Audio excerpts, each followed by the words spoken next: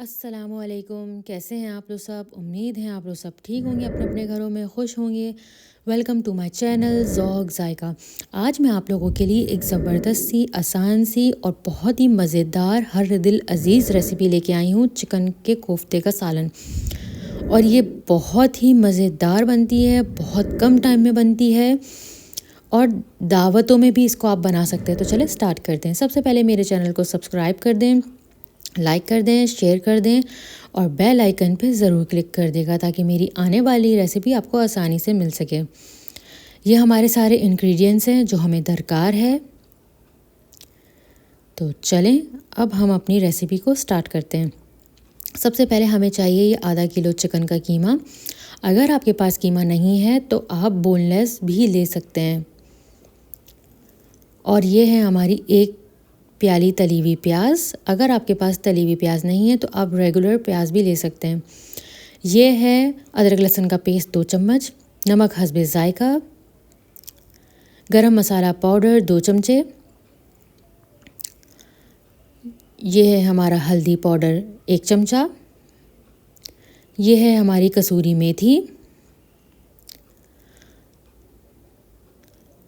और ये है हमारा रेड चिली पाउडर 1.5 चमचा और ये है हमारे 3 अदद टमाटर, ये कुटी हुई लाल मिर्च 1 चमचा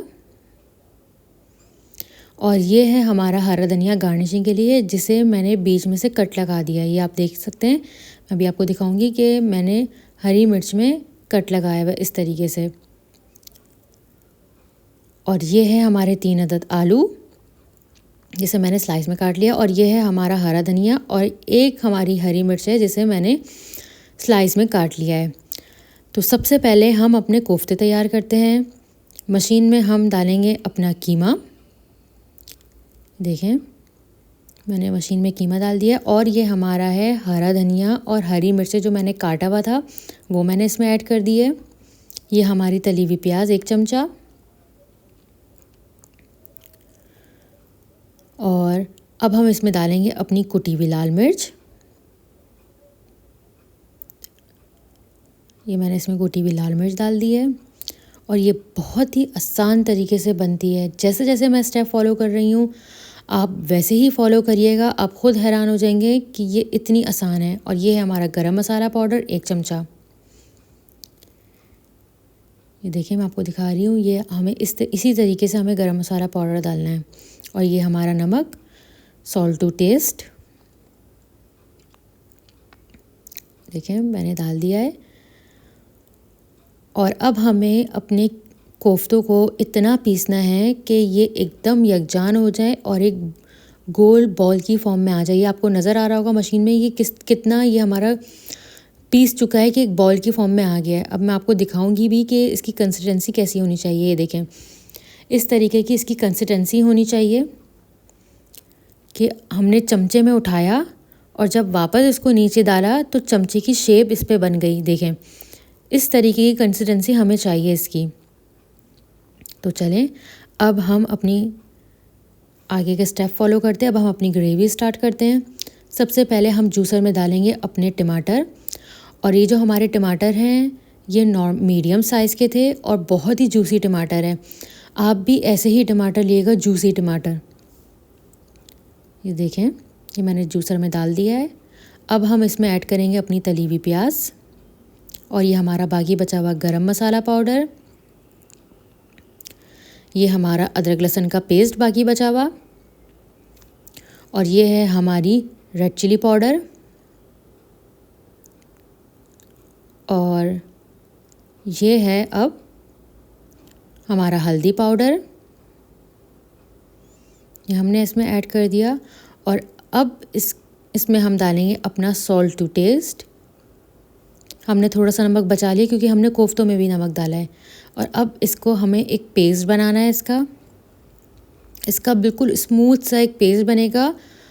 और इसमें पानी, जो टमाटर हमारा जूसी है उसी का, इसमें पानी डालने की ज़रूरत नहीं है, वही टेस्ट उसी की वजह से हमारा पूरा ये रेडी होगा। तो चलें अब हम अपने कोफ्ते तैयार कर लेते हैं।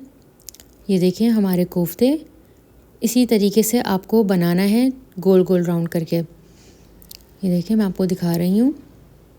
अब मैंने ये दूसरा वाला कोफ्ते लिया है, इसी तरीके से लेके पहले दोनों हाथों में अच्छे से इसको मिक्स, देखिए मैं आपको दिखा रही हूँ, मैंने अपने हाथ में कोई ऑयल नहीं लगाया। ये इतना अच्छा हमारा पीसा है कि कोई कुछ ऑयल लगाने की कुछ भी ज़रूरत नहीं है, बस ऐसे ही करते रहेंगे और आपके गोल गोल बाउल्स बन जाएगी।